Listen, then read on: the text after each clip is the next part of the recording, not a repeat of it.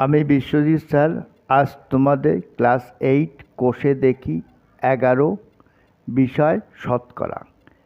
আজ তোমাদের 16 থেকে 18 পর্যন্ত সমস্ত। 16 কি বলেছে? এই বছর নন্দলাল উচ্চ মাধ্যমিক বিদ্যালয় পরীক্ষার্থীদের 85% বাংলায়, 70% অঙ্কে, 65% উভয় বিষয় A+ পেয়েছে।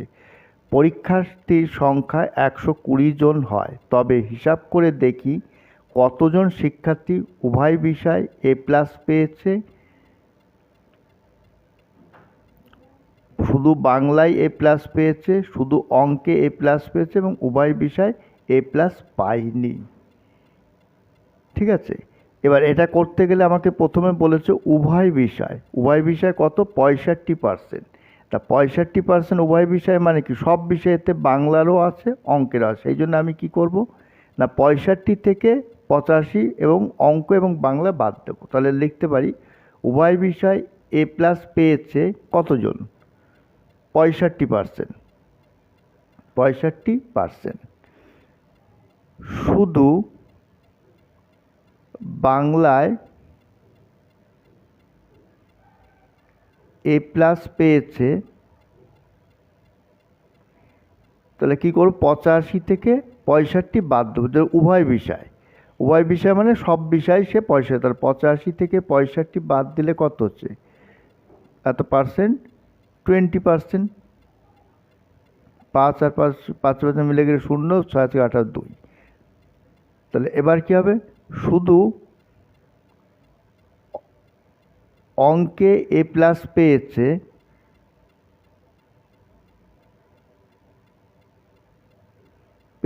কত? 70%। দেখো অঙ্কে রয়েছে, তার 70 বিয়োগ কত? 65। এত কি পার্সেন্ট? তাহলে 70 থেকে 65 বাদ দিলে হচ্ছে 5%। এবার মোট A+ পেয়েছে, দেখো বইতে মোট, অতএব A+ পেয়েছে। তাহলে মোট A+ পেয়েছে কতজন? দেখ এখানে রয়েছে 20 যোগ 5 যোগ কত? 65। 65 হচ্ছে উভয় বিষয় 65।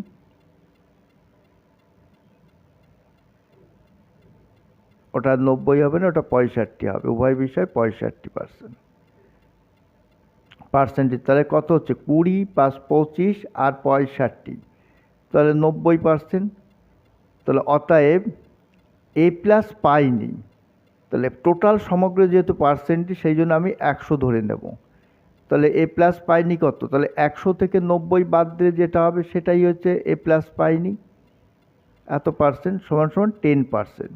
এই 10% হচ্ছে A+ পাইনি। এইবার দেখো আরেকটা কি বলছে? মোট পরীক্ষার্থী 120 জন। ঠিক আছে, তবে আমি লিখতে পারি অর্থাৎ মোট পরীক্ষার্থীর সংখ্যা যেটা বইতে রয়েছে, দেখো 120 জন রয়েছে। সংখ্যা কতজন? না 120 জন।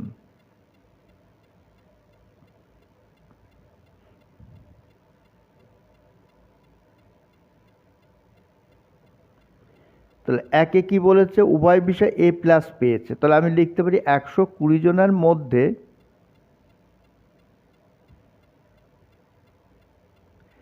65%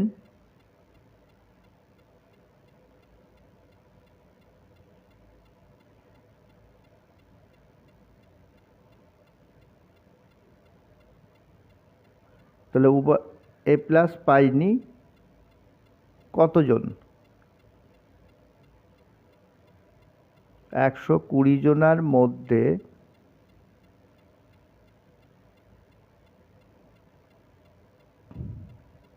65% উভয় বিষয়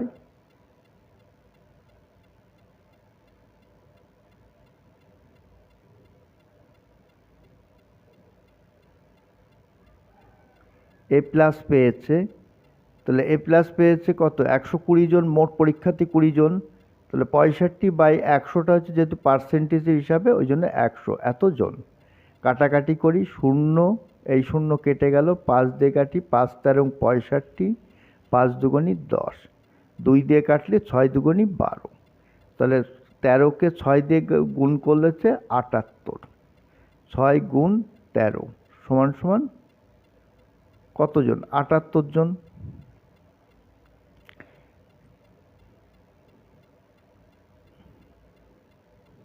এবার 2-এ কি বলেছে? শুধু বাংলায় A+ পেয়েছে, তাহলে বাংলায় কত?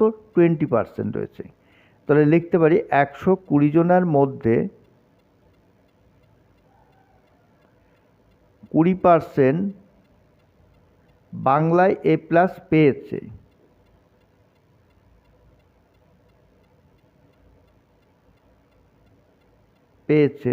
তাদের সংখ্যা,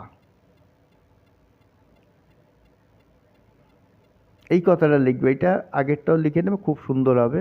সংখ্যা, তাদের সংখ্যা কত? তাহলে মোট পরীক্ষার্থী কত? 120 গুণ 20/100, যেহেতু পার্সেন্টেজের জন্য নিচে 100, এতজন।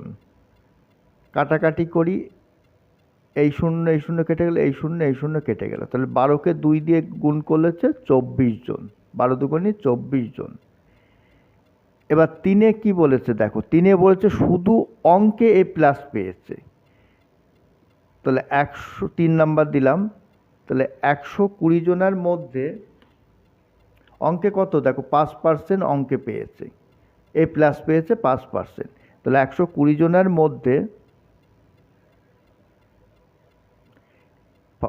5% অঙ্কে A+ পেয়েছে, তাদের সংখ্যা,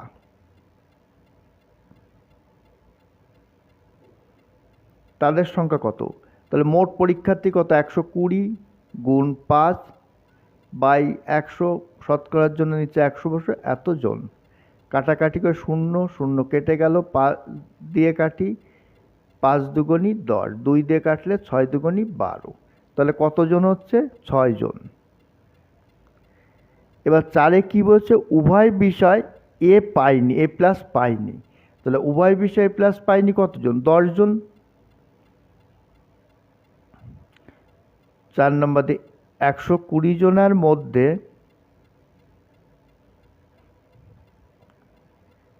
10% উভয়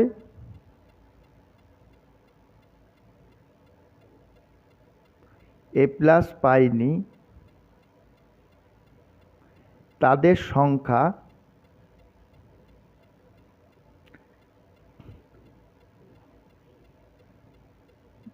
কত? 120, তো মোট পরীক্ষার্থী হচ্ছে 120 গুণ 10% মানে 10/100, এতজন।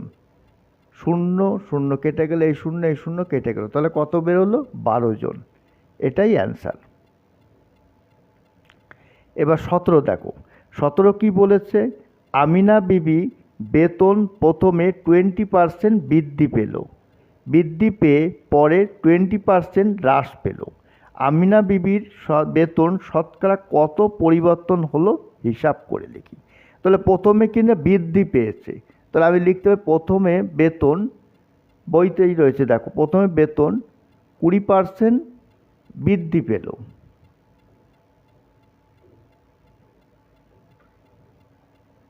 তাহলে অর্থাৎ 20% বৃদ্ধি পেল মানে কত?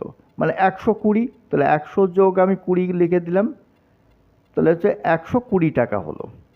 20% বৃদ্ধি, আমি এখানটা একটা জিনিস ধরে রাখবে, মোট বেতন হয়েছে 100 টাকা, পরে বেতন 20% হ্রাস পেল, এই 20% হ্রাস কি পেয়েছে? এই 120 টাকার উপরই 20% হ্রাস পেল, তাহলে 20% হ্রাস পেল।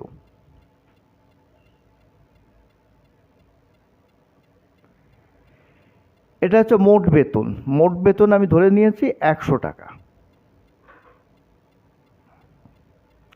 এবার কি হচ্ছে? গণিতের ভাষায়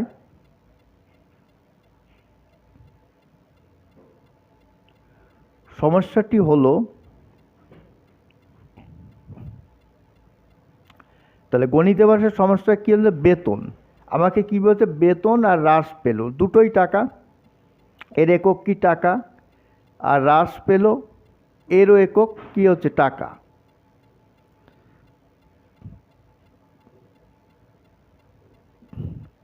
তাহলে কি হচ্ছে, 100 টাকায় কত টাকা হ্রাস পেল, 20 টাকা, যেহেতু শতকরা 20 টাকা হ্রাস পেল, তাহলে 100 টাকায় 20 টাকা হ্রাস পেল। আর 120 টাকায় কত হ্রাস পেল সেটাকে আমাকে বের করতে হবে। ঠিক আছে, তাহলে এবার তুমি লেখো। এবার দেখো, বেতন যদি কমে, হ্রাস কমে যাচ্ছে, বেতন বাড়লে হ্রাস বাড়ছে, তাহলে একটি বাড়লে আরেকটি বাড়ছে, একটি কমলে আরেকটি কমছে, তাহলে কি হচ্ছে না সরল সম্পর্ক। লিখতে পারি বেতন বাড়লে হ্রাস বাড়বে, আবার বেতন কমলে হ্রাস কমবে।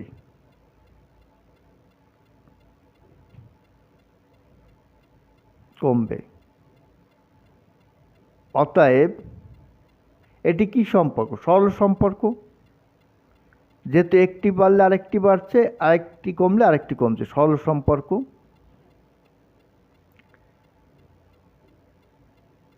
তাহলে আমাকে কি বলছে, এই হ্রাস পেল, তাহলে আমি লিখতে পারি অতএব নির্ণেয় বেতন হ্রাস পেল, উত্তরে আমাকে ওইটা চেয়েছে, হ্রাস পেল। সরল সম্পর্ক হলে কি হয় না, উল্টে যায়, 120 উপরে যাবে, নিচে 100 চলে আসবে। এবার যা আছে তাই আমি বসিয়ে দেব, গুণ 20, এত কি টাকা। এবার শূন্য শূন্য, এই শূন্য এই শূন্য কেটে গেল, তাহলে 12 দুগুণী কত, 24 টাকা।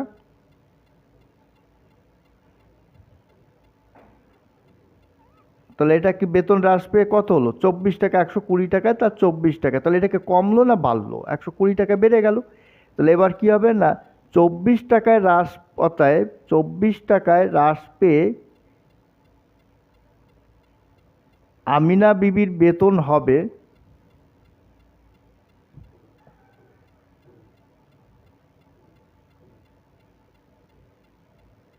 কত, বেতন হবে 96 টাকা, 120 বিয়োগ 24,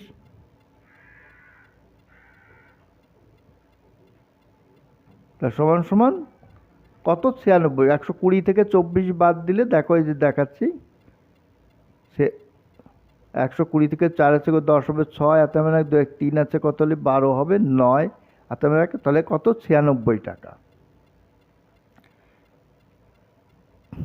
তাহলে এখন বেতন হবে কত, তাহলে এখন বেতন হবে,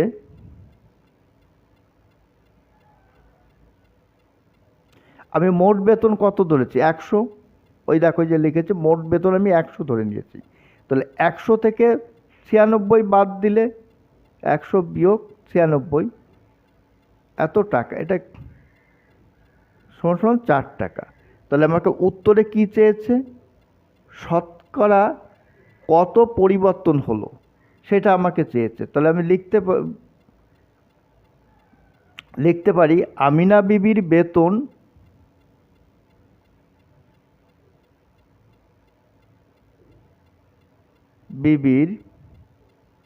বেতন শতকরা হ্রাস পেল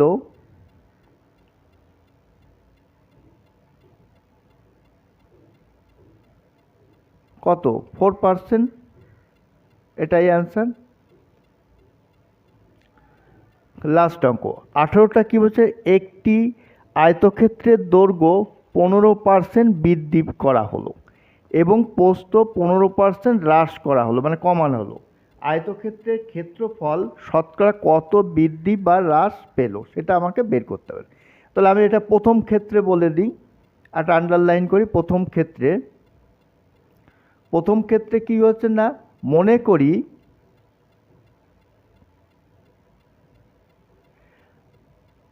আয়তক্ষেত্রের দৈর্ঘ্য ও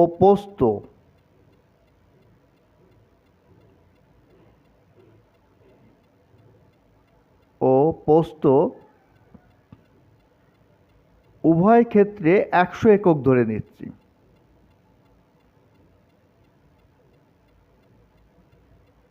তাহলে 100 একক ধরি, তাহলে এটার আমার কি প্রথম বের করতে হবে না, আয়তক্ষেত্রের ক্ষেত্রফল। অতএব আয়তক্ষেত্রের ক্ষেত্রফলের সূত্রটা কি জানো তো? অতএব আয়তক্ষেত্রের ক্ষেত্রফল, তাহলে আয়তক্ষেত্রের ক্ষেত্রফল কি, দৈর্ঘ্য ইন্টু প্রস্থ, প্রস্থ। আমি দেখো এখানটায় দৈর্ঘ্য প্রস্থ 100 একক ধরেছি, তাহলে আমি 100কে 100, দৈর্ঘ্য 100, প্রস্থও 100, একককে একক দিয়ে গুণ করলে কি হয় না, বর্গ একক হয়। তাহলে 100কে 100 দিয়ে গুণ করে দেখে 1 আর 4টে শূন্য বসিয়ে দিলেই এত কি হবে, বর্গ একক। এবার দ্বিতীয় ক্ষেত্রে কি বলে দিয়েছে, দ্বিতীয় ক্ষেত্রে বলে দিয়েছে দৈর্ঘ্য 15% বৃদ্ধি করা এবং প্রস্থ 15% হ্রাস করা হলো। তাহলে আমি লিখতে পারি আয়তক্ষেত্রের দৈর্ঘ্য,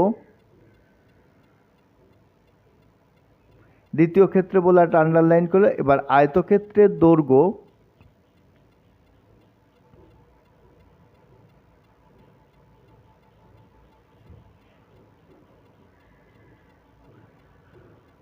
দৈর্ঘ্য 15% বৃদ্ধি করা হলো।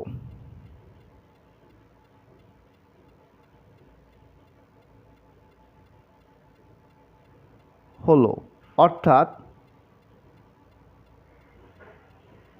15% বৃদ্ধি করার মানে 100 যোগ 15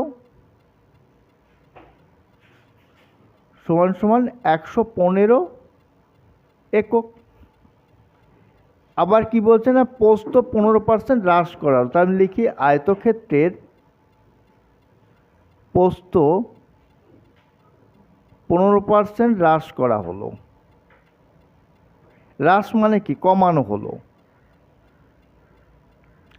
তাহলে 15% হ্রাস করা হলো মানে কি, শতকরা যেহেতু 100 থেকেই আমার 15 বাদ দিতে হবে, তাহলে অর্থাৎ তাহলে আমি লিখতে পারি 100 বিয়োগ 15, তাহলে 100 থেকে এত কি একক, তাহলে 100 থেকে 15 বাদ দিলে হচ্ছে 85 একক। এবার আমার ক্ষেত্রফলের বের করতে, তাহলে আয়তক্ষেত্রের ক্ষেত্রফল,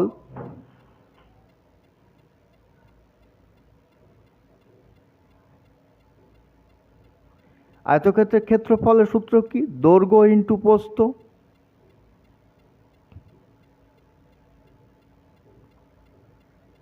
তাহলে দৈর্ঘ্য কত বলে দিয়েছে, দৈর্ঘ্য হয়েছে ওই দেখো 115 গুণ প্রস্থ কত 85, এত কি একক।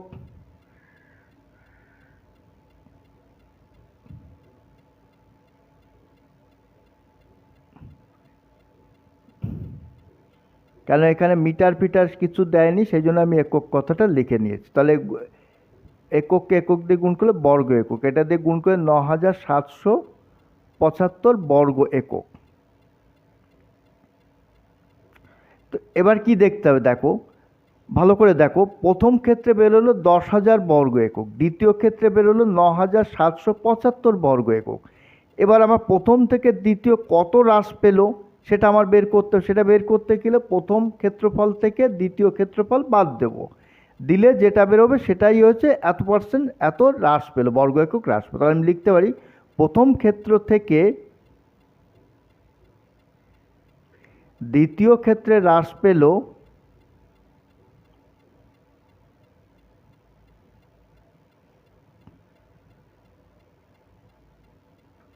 তার ক্ষেত্রফল।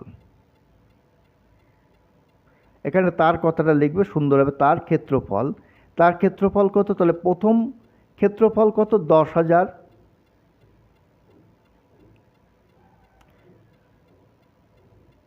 বিয়োগ দ্বিতীয় ক্ষেত্রফল হচ্ছে 9775, এত কি বর্গ একক।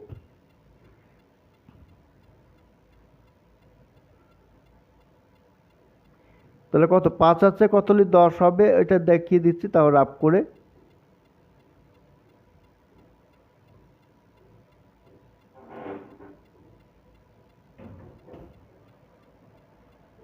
পঁচাত্তর, 5 আছে কত হলে 10 হবে, 5 হাতে আমার 1, 7 আর 1 8, 8 থেকে 10 হবে 2, হাতে আমার 1, 7 1 8 থেকে 2, 9 1 10 0, 9 10 0, তাহলে কত হচ্ছে 225 বর্গ একক।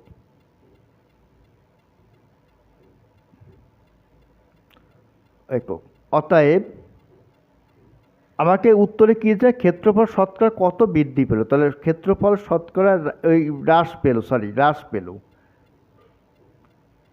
তাহলে শতকরা কত কমেছে, শতকরা বলতে হচ্ছে 100, তাহলে কত হচ্ছে না 225, আর যেটা আগে বেরিয়েছে ক্ষেত্রফল সেটা সবসময় থাকবে, তাহলে 225 বাই কত 1000, 10,000,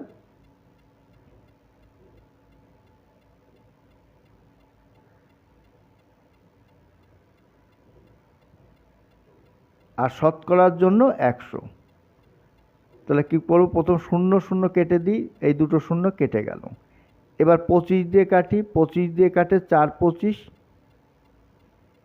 100, 9 25 হচ্ছে 225, তাহলে কত হচ্ছে 9 এর 4, 4 এর 9, তাহলে উপরে বড় সংখ্যা নিচে ছোট সংখ্যা থাকলে কি করতে হবে, ভাগ করতে হবে। তা 4 দুগুণী 8, 8 আছে কত 9 হবে 1, তা 2 পূর্ণ 1 এর 4%, এটাই অ্যান্সার।